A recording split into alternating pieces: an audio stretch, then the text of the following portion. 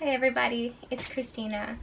So since my last video on EDS, I've actually received a lot of comments and messages from you guys, which is so awesome. A lot of you were wondering about my own personal journey and how I came across EDS, how I got a diagnosis, when I got a diagnosis. So this time I think I'm going to focus on kind of the journey to a diagnosis, how that all came about, and then in the next video we can talk about some of the different challenges that have come with it. I had a fairly normal childhood. We were actually pretty active and ate very healthily. My sister and I were very into gymnastics, so we were just always outside doing back handsprings and cartwheels and handstand contests, and I never really got sick. I missed school very rarely. When I was about 9 or 10, I joined the kind of competitive team at our gymnastics gym, and so that meant that I would have to go to more practices a week for longer than I was used to. That's when I really started to notice, after a while, like my wrists would really start to hurt and my knees would really start to be burning and my shoulders, and then I started having these problems where my hip would get stuck and it'd be really painful and I couldn't move it, and the instructor would have to come over and kind of like move it around and try to get it back into place. And when we had to run laps around the gym or run up and down the stairs, I found that I didn't really have the same stamina that some of the other girls had. I had a hard time breathing, and I experienced a lot of dizziness. I just kind of thought all of this was normal. I thought that because I had just joined a competitive team and because I was the youngest on the team, that I was going to build up a bit more of an endurance, that I was just kind of out of shape and I needed to work harder. Unfortunately, right before Christmas that year, I just remember all of a sudden coming down with a stomach flu. Now this stomach flu would not go away. I was sick all of Christmas, all of my birthday, all of that whole week. I remember I was sick on New Year's. By the time it came to go back to school, I was still sick. I was having a hard time holding things down. We had tried the brat diet, bananas, rice, applesauce, toast, I think it is, and some chicken, some potatoes. We started to add foods back in. But if I tried anything adventurous, like dare I say dairy or pizza or something, I would be really sick again and the whole thing would start over. So unfortunately I had to quit gymnastics. I was just so weak. That was really hard for me. I went from being super active to just kind of in bed all the time. I was missing a lot of school. We were going from doctor to doctor trying to figure out what was going on. Why wasn't this going away? And they just kept saying, sometimes it lingers in your body. It's just a particularly nasty bug. My stomach maybe was inflamed from being sick, and that it was going to just take a little while to even itself out. And that made sense to me, and we were confident that that was going to be the answer for me, and we had no reason to believe that there was anything seriously wrong other than the fact that I just would not stop getting sick. I could just not gain my strength back. It was like my immune system just completely gave up on me. I was catching cold after cold, and like every little flu that went through the classroom, and I caught the chicken pox. And it seemed like it took me way longer to heal from these things than the other kids, and it turned into pneumonia. Then I started to feel really sick, and we found out I had an adenoid infection, so they're going to take my adenoids out. But then I developed pneumonia again, so we had to cancel it. Like, I could not catch a break, and we went to my primary care doctor, and my primary was very much like, oh, she's not getting sick any more than like a normal kid. It's normal for kids to have a cold every 2 weeks. And we're like, I don't know about that. Nobody else seems to be getting sick as often, but we did believe her. Also, right around this time that I started to develop allergies, before any of this had started, I had never had an allergic reaction before, and I never had any problems.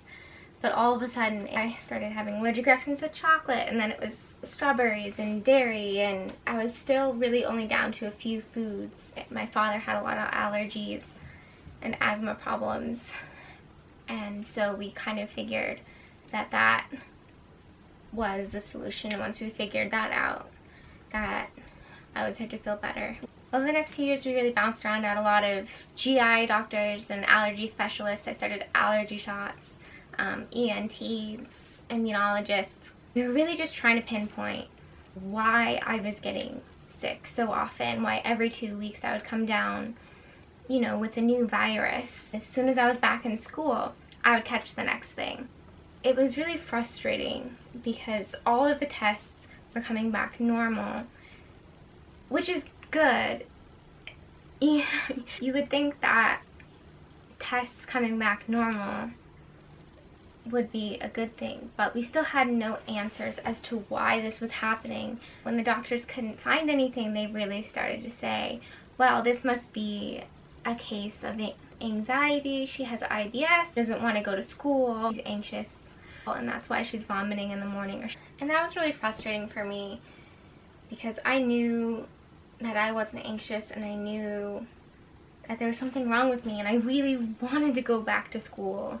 I liked school, and I wanted to learn, and I wanted to be in class. I didn't want to be, you know, going in late every day. It reached the point where my primary care physician really didn't want to help me anymore unless I tried going on some anti-anxiety medication and seeing a therapist.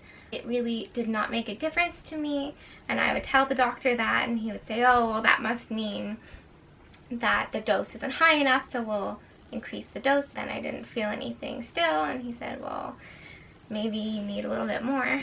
I really did not feel good about being on these strong anti-anxiety medications that I knew that I didn't need, but unfortunately I felt like my voice really wasn't heard. As the years went by, I really wasn't getting any better. I was noticing increase in joint pain. I was starting to have pretty severe back pain. I was still getting sick, really weak. I had horrible headaches. I would wake up and just the light was killing my head and making me nauseous and vomit. Even in my dark room with my eyes closed, there was still too much light. We would pile on masks over my eyes. I also really started having problems with my jaw function. We found out that I had TMJD. I would wake up every morning, and for the first few hours I wouldn't be able to open it, and I was having a hard time sleeping. I was in a lot of pain. I was starting to get stressed out because I was missing so much school, and I had to stay up half the night to make up my work. Then in 2011, I think it was my 10th grade year, things really came to a head. I woke up one morning and my right hip in the back just hurt so badly that I couldn't move it without crying. I couldn't put any weight on it at all. We went to an orthopedic doctor, and they wanted to do an MRI of my hip and lower back. When we got the MRI results back, we were kind of surprised to find that I had a disc protrusion at my T11 and T12 levels. Shortly after my back problems started, all of a sudden I started to have problems with my vision and my balance. Things would start moving in my vision. I would start to have vertigo, which I had never had before. I had to hold on tight to the bars on my bed at night so that I wouldn't fall off the bed. I would be walking, and all of a sudden it was like the whole world just turned on its side and I was on the ground. I had no concept of, oh, I'm falling.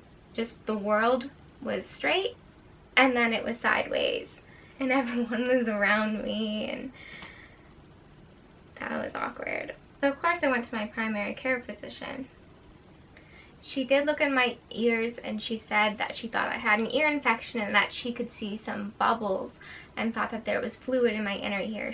So she sent me to my ear, nose, throat doctor. He disagreed with her. He said that he did not see any of these bubbles or this fluid that she saw, and if I was still having symptoms, that I should probably have my inner ear checked, just in case. We didn't really expect anything to come up. So we scheduled that appointment, and I had my vestibular system checked. Your vestibular system is kind of your balance center. It's how your eyes work together with your inner ear to tell your brain where you are in space. And I failed that test completely. I had pretty severe damage in my left ear. I really started to worry that there might be a tumor pressing on that nerve. So we scheduled an MRI appointment, and I actually had to get my braces taken off. Once again, we really didn't expect anything from it because all of my tests in the past have been normal. So I get a call from my primary care physician, who left a message on my answering machine saying, "It's nothing to worry about really, but it looks like there could be a brain malformation, and we're going to send you to a neurosurgeon." It's not really the kind of thing you leave on an answering machine. So of course we were really scared and we didn't really know what to think, but I felt like I also kind of had an answer finally on why I would feel so sick all these years. I thought that maybe this could be the cause of some of my problems. So we saw the neurosurgeon. We looked over my imaging, and I had something called a Chiari-1 malformation, and he was pretty confident that surgery was the answer and that it would help a lot of my neurological symptoms. So about a month later, we went ahead and I had my first neurosurgery. This surgery actually did improve almost all of my symptoms immediately. The surgery and the recovery process were pretty difficult, but I was just thrilled to have some symptom relief and to think that I was finally getting back to my life and that this was the answer to all of the problems I had been having. Unfortunately, about 6 weeks out from the surgery, a lot of my symptoms started to return, along with some new symptoms. My surgeon did follow-up imaging and looked at where the Chiari malformation was and said, well, you know, the surgery was successful, there's still a bunch of room in the air, so at this point there's nothing more I can really do for you. Try to get some exercise and that will help your nerves. The fact that I had put so much of my hope and trust into this surgeon and this surgery, and then I was now feeling worse and the surgeon didn't want to see me anymore, was really difficult, and I didn't quite know where to go from there. One night soon after this, it was the middle of the night and I couldn't sleep, so I was watching a show called Mystery Diagnosis, and it's a show that my sister and I often watched and kind of teased each other like, oh, haha, that's what Christina has. And so I was watching it and there was a young girl on the show. Her symptoms were shockingly like mine. And I was like, oh, maybe she has a Chiari malformation. And as it progressed, I was more and more like, wow, her symptoms are really like mine. This is really kind of weird. And it turned out she did. She did have a Chiari malformation. But more than that, she also had something called Ehlers Danlos Syndrome and POTS, postural orthostatic tachycardia syndrome, and craniocervical instability. These are 3 things that I had never heard of before, but I was very curious.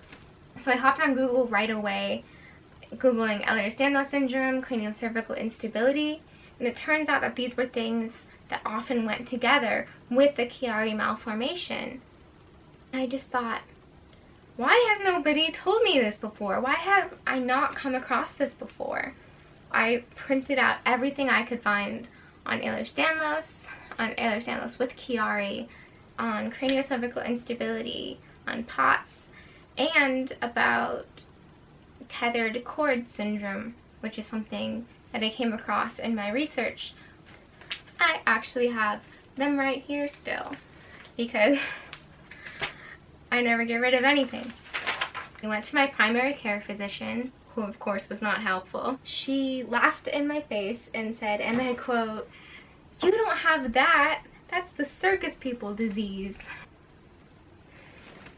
My cousin recommended that I go see her geneticist. She has mitochondrial disease and we have a lot of overlapping symptoms. So we started to think that maybe that's what was going on in my case. When we saw him, he did agree with me that I most likely had Ehlers Danlos Syndrome or some other connective tissue disorder.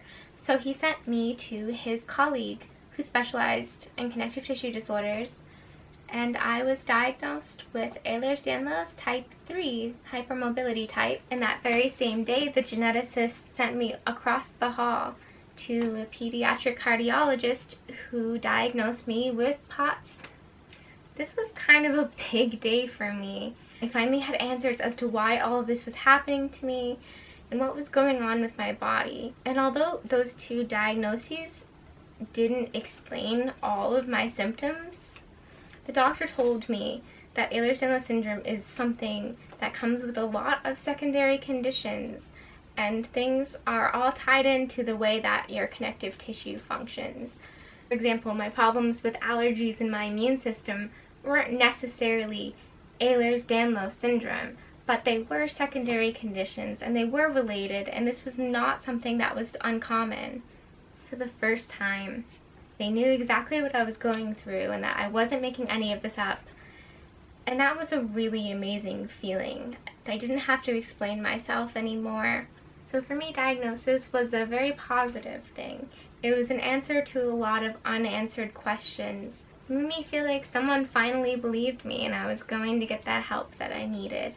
It's been about 3 or 4 years now since my diagnosis, and I can't say that it's been easy since then. I've since had 9 more neurosurgeries with a different surgeon. Turns out I was right about the craniocervical instability and about the tethered cord, but I'm very, very thankful to know what's going on. I should also mention that before I said I was diagnosed as type 3, as hypermobile type. I'm now working with another geneticist. Because of my clinical presentation and because I have had so many complications in the last few years, he no longer believes me to be a hypermobile type. We are still unsure as to exactly which type I have. We're thinking classical with some crossover symptoms, but we are very confident it is a type of Ehlers Danlos Syndrome. And that's it. That's my story. If any of you have more questions or comments, please, I love to hear from you. You can message me directly on my channel. If you want to talk more privately, you can find me on Facebook or Instagram. I'm really not hard to find, and I'm pretty much always awake, so I'll probably answer you whenever you need me. Alright, goodbye guys. I'll see you in my next video.